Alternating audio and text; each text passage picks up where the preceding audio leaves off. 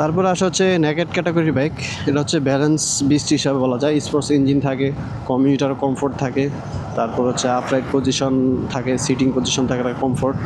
আপনি highway thrill নেবেন বা আলাদা একটা থ্রিল নেবেন, কিন্তু টর্চার নেবেন না, তাদের জন্য আসলে এই বাইকটা ওই ব্যালেন্স হিসাব করে আসলে বাইকটা বানানো হয়। এখন আমার ক্ষেত্রে আমি MT-50 নিয়েছি। আমি MT-50 নেওয়ার কারণ হচ্ছে আমি ডেলি সিটি ইউজ করি। যেমন আপনি ডেলি 15-20 কিমি সিটি রাইড করা লাগে বা সিটির ভিতরে যাওয়া লাগে, তো সেটার জন্য আসলে কমফোর্ট, আলাদা একটা কমফোর্ট থাকে। তারপর হচ্ছে আপনি সপ্তাহে 1 দিন বা 2 সপ্তাহে 1 দিন আমি 1 দিন মাওয়া গেলাম বা 300 ফিট গেলাম, সেটার জন্য আমি আসলে হাইওয়ে ফিলটাও চাই, তো সেটাও গেল। তারপর হচ্ছে আমি মাঝে মধ্যে ওই দেশগ্রামে যাওয়া লাগে, যেমন 200 কিমি 150 কিমি এরকম একটা রাইড দেওয়া লাগে। তো সেটাতেও আমি আলাদা একটা ফিল বা কমফোর্ট পাওয়ার জন্য বা কনফিডেন্স পাওয়ার জন্য, তো সব দিক বিবেচনা করলে আমি এই বাইকটা নেওয়ার কারণ ছিল এটাই, যে আমি এক বাইক দিয়ে আমি সব কিছু কাজ করব বা সব ইউজ করব। তো এক বাইক দিয়ে সব করার জন্য আসলে নেকেড বাইকগুলো বানানো হয়।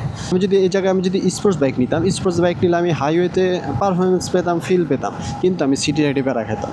আবার যদি আমি যদি কমিউটার বাইক নিতাম, আমি সিটিতে স্বাচ্ছন্দ্যে চালাতে পারতাম, কিন্তু আমি যদি আবার হাইওয়েতে যেতাম, যেটা আমাকে প্যারা দিত, যেমন আমি 70+ স্পিড উঠালে ওটা আমাকে আলাদা একটা ভাইব্রেশন ফিল করবে বা আনস্টেবল একটা ফিল পাবে বা কনফিডেন্সটা পাবো না হাইওয়েতে।